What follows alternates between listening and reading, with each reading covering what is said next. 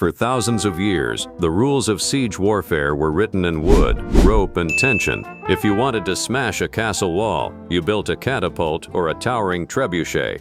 They were massive, slow, and relied entirely on mechanical energy, twisting ropes of animal sinew or using heavy counterweights to hurl stones across the battlefield. But by the 13th century, a mysterious black powder made its way across the Silk Road from China.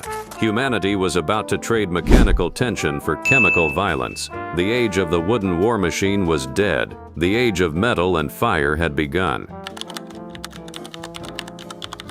The ancestor of the modern cannon wasn't a giant weapon at all. It was a spear. In medieval China, soldiers attached hollow bamboo tubes packed with gunpowder and shrapnel to the ends of their lances. Known as fire lances, they were essentially single-shot, handheld flamethrowers. But bamboo split easily. To harness the true power of the explosion, creators needed a stronger casing.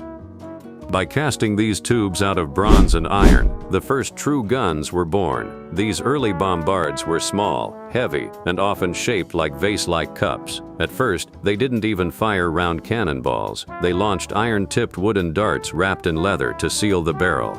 They were highly inaccurate, terrified horses, and were often just as likely to explode in the gunner's face as they were to hit the target.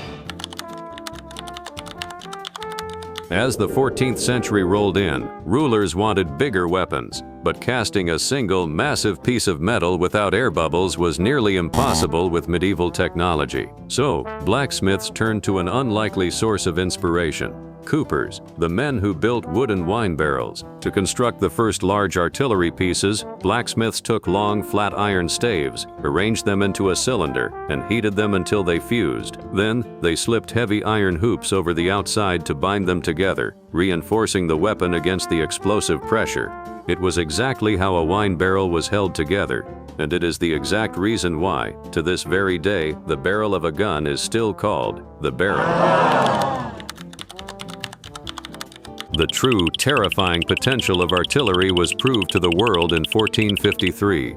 For over 1,000 years, the colossal walls of Constantinople had stood completely impregnable. No army, no trebuchet, and no siege tower could breach them. Enter Sultan Mehmed II and a Hungarian gun founder named Orban.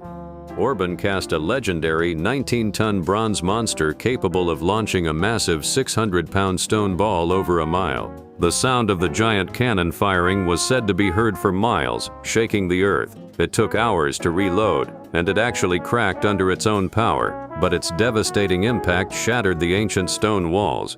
In a matter of weeks, gunpowder artillery did what centuries of armies couldn't. It ended an empire. With the power of the cannon proven, the race was on to make them faster, safer, and lighter. Metallurgists learned to cast solid bronze cannons, using giant boring drills to hollow out the center. This eliminated weak joints and made explosions far safer for the crew. Gunsmiths added trunnions, two metal pegs sticking out of the sides, allowing the barrels to be tilted up or down for precise aiming. They mounted them on wooden, wheeled carriages, turning them from static siege weapons into fast, mobile battlefield killers. Artillery had officially evolved from a primitive, terrifying novelty into the ultimate king of battle, a weapon that would dictate the outcome of human history for the next 500 years.